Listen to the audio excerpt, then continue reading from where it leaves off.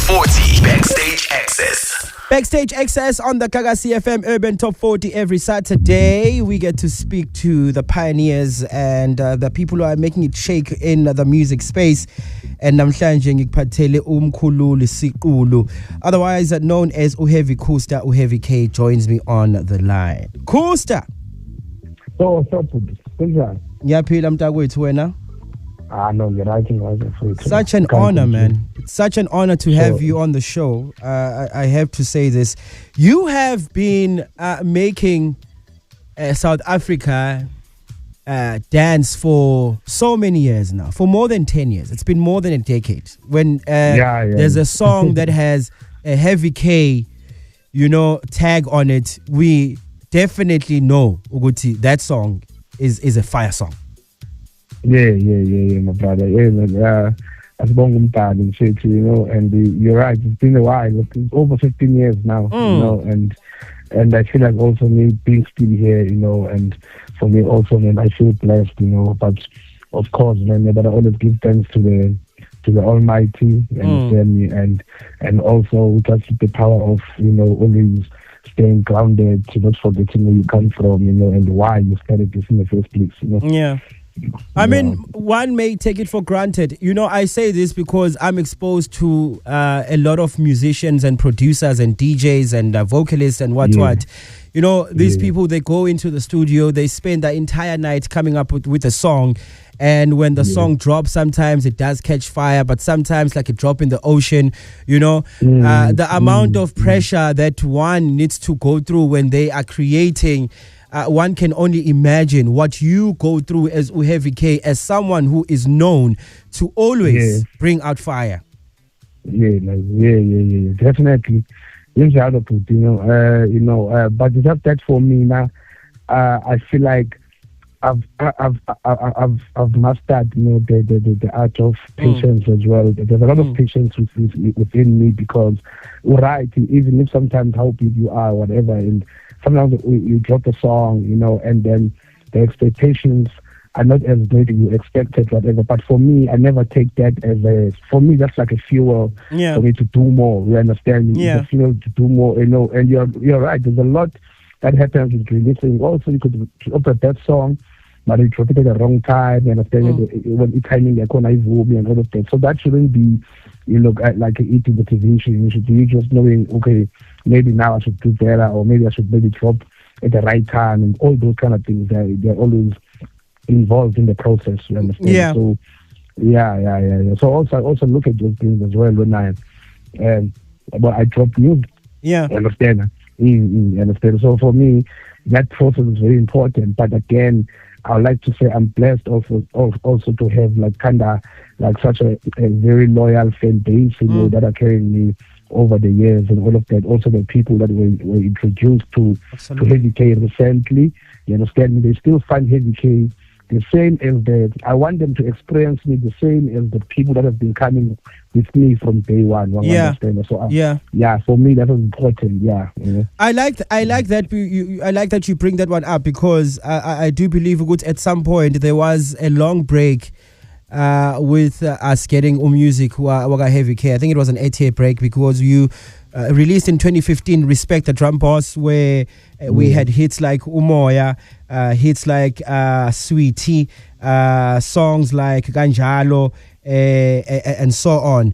And then in 2023 you came back with Respect the Drum Boss 3-step edition, Ulele. And this was in December. I still remember the statement you made when you soft launched the song. I'm gonna paint this picture for you. I think you were out at Kunye with your friends, right? And one of the friends was enjoying the song, of course, and then you took a DJ was playing that song, then you took a video. And this was December we plan yaga Tugzin. And then in your statement you said, don't be too quick to pick your song of the year. Yeah. And then Ulele was playing in the background. It was in the morning when I first heard the song, but I was just blown away. I was like, what is this? What is this? Yeah. I remember that post.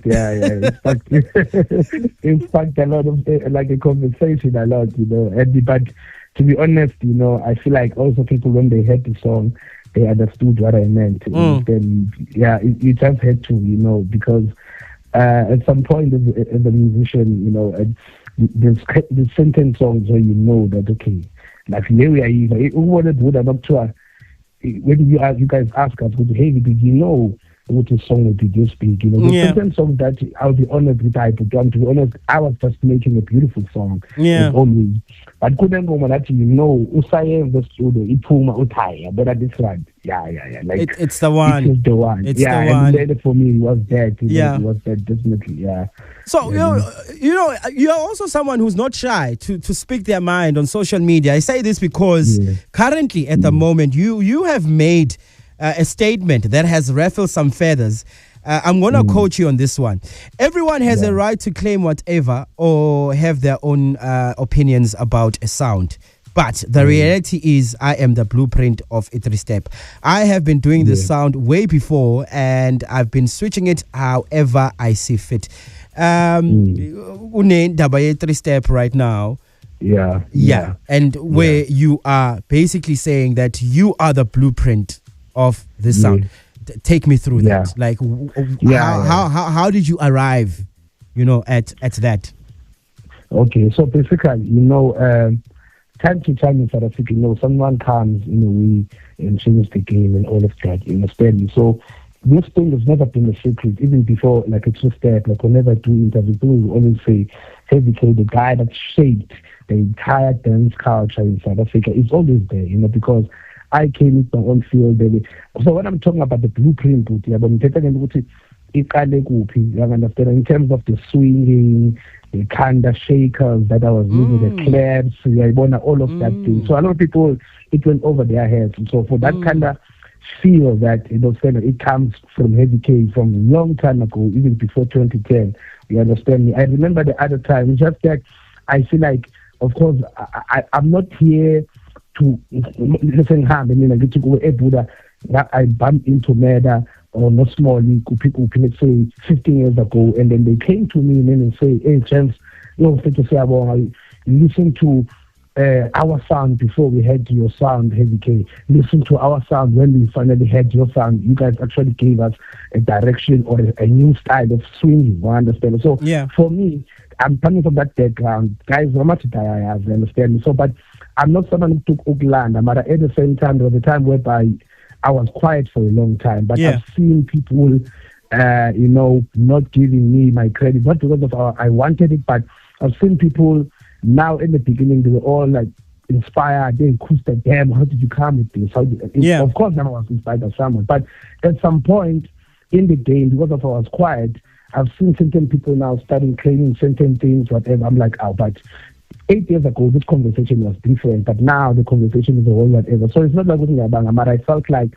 me coming all the way, especially also someone like Tagsing at some point also now, he knows very well that he was inspired by Heavy K. There were certain songs that I used to play of him that sounded exactly like my songs, but he always had his own different approach to it, but the arrangement was always, I used to play his songs to the point that other people used to misunderstand his sound to my sound. They will think the song is mine, you understand? So it's been a long time. And then we twisted, at that time we called it like a broken beat.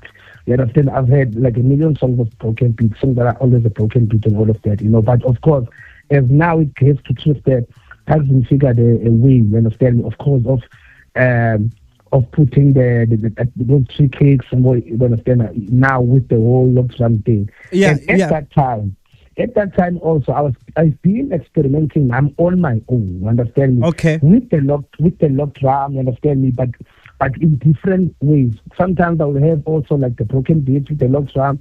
Sometimes I will have the 4Ks with the, you understand? Because I was also trying to figure out, okay, I'm a piano, I'm here and they're here to stay. Yeah. And for me, I was like, no, this is not the sound where I feel like I can fit in the way I want, because I'm coming from a different era, and also with the level of the equality. Yeah, you know, piano is just a vibe. You just need to be in it. It's a culture. You can't just produce it.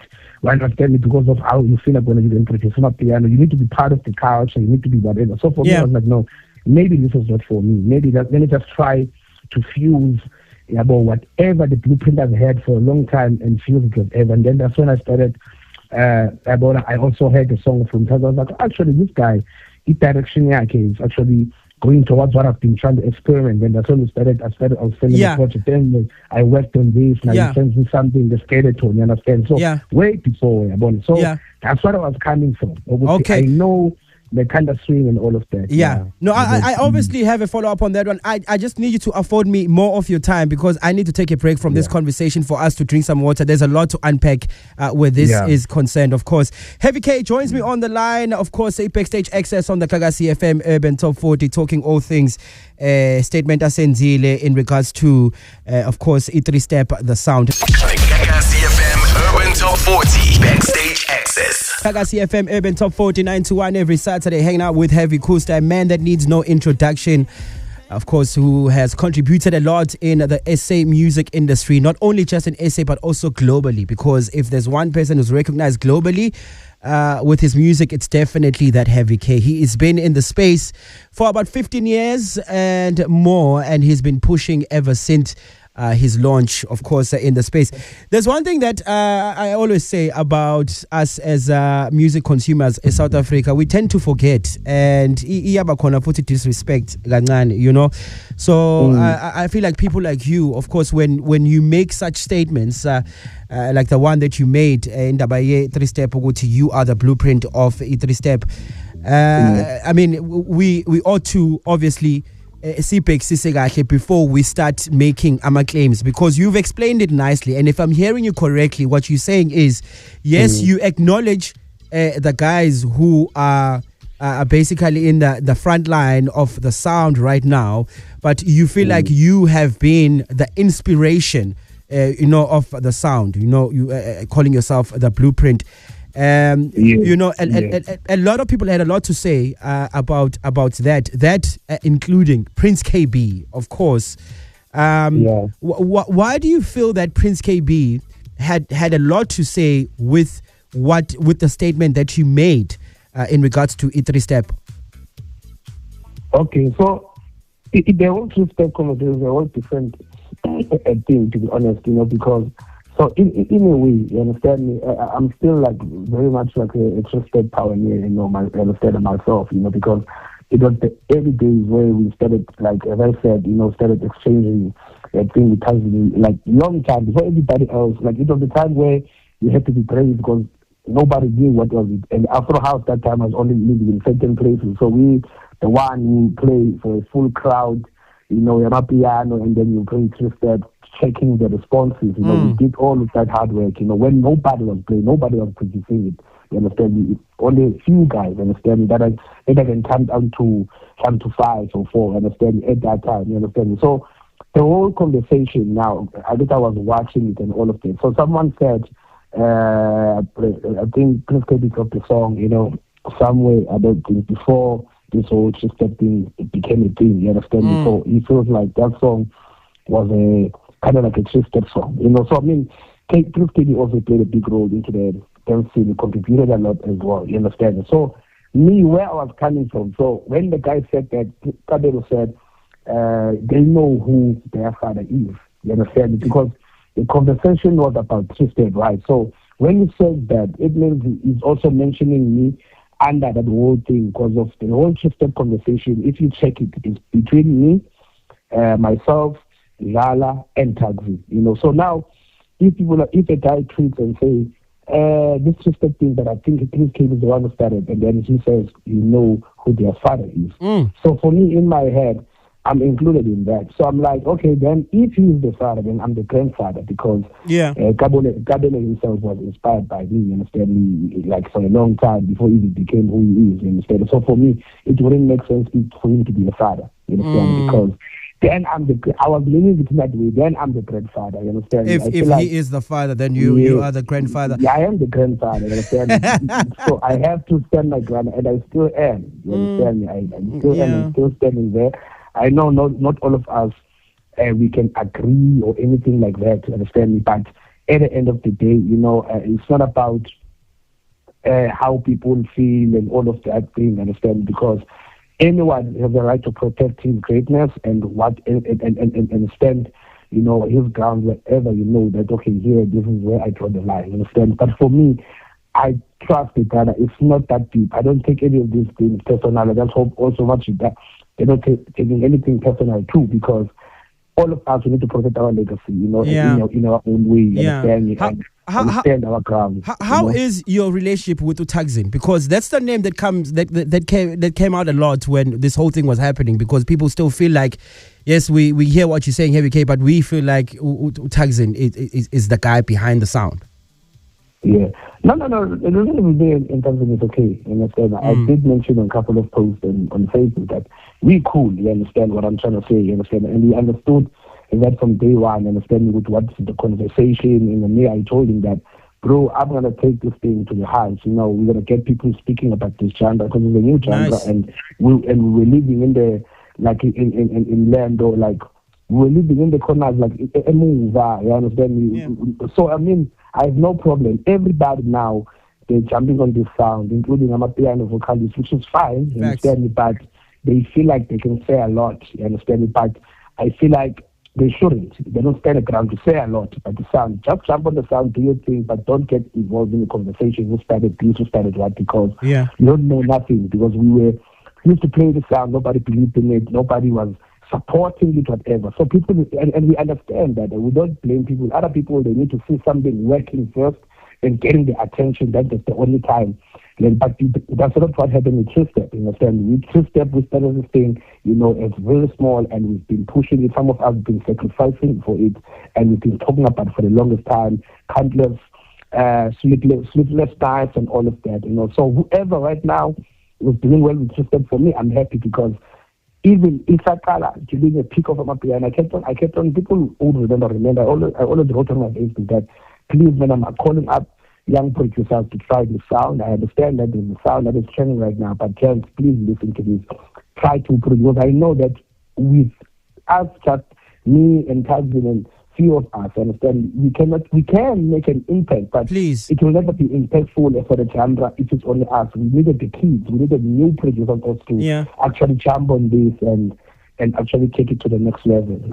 So now it's finally happening. So for me to see Two-Step growing, and for us to have a conversation like this about Two-Step, it means we're doing the right thing. And it's huge. It's huge. My brother, let me tell you something. I'm a DJ myself. When I play Three-Step, I always see the crowd. The response is just always amazing. Look, I wish we had more time, but briefly, you released a new song yesterday. Tell us more about that release, and what can we expect from Prince KP, from Heavy K? Oh, yeah. So, I'll drop a song called Good Day, with my boy Ndande Ramashubi and the legendary Professor. You know that combo. Problem. Yeah, Good is a very different kind of feel, because me already, I already have some subgenres within the Two-Step genre. I don't just do like a single style. I've mastered this thing a long time ago. So now, Good is another kind of a different feel from the Two-Step that people usually listen to, because we've had subgenres now for a long time, you understand? So Good is a very homely summer vibe kind of song, but it's very homely. I feel like this is a song that also the older audience can relate to, also the younger audience. So it's a very balanced, a very happy song, and a very friendly song. Yes. So I think we should enjoy that and check that out. And then with me and Prince KG, understand me? Yeah, we did talk about keeping the studio together. We're like, no, maybe we should keep the studio together, or maybe we can drop songs maybe the same day, you understand? And so maybe we settle this. But we'll see, man. We'll see. Yeah. It should be an interesting one. Very interesting. Very interesting. Yeah. Costa, thank you so much for your time, my brother. I'm wishing you all the best moving forward. And next time you come to KZN, please come to Gagasi FM so we can hang out nicely in the studio. No problem, my brother. Showcase. All right. That's Heavy K. Gagasi FM.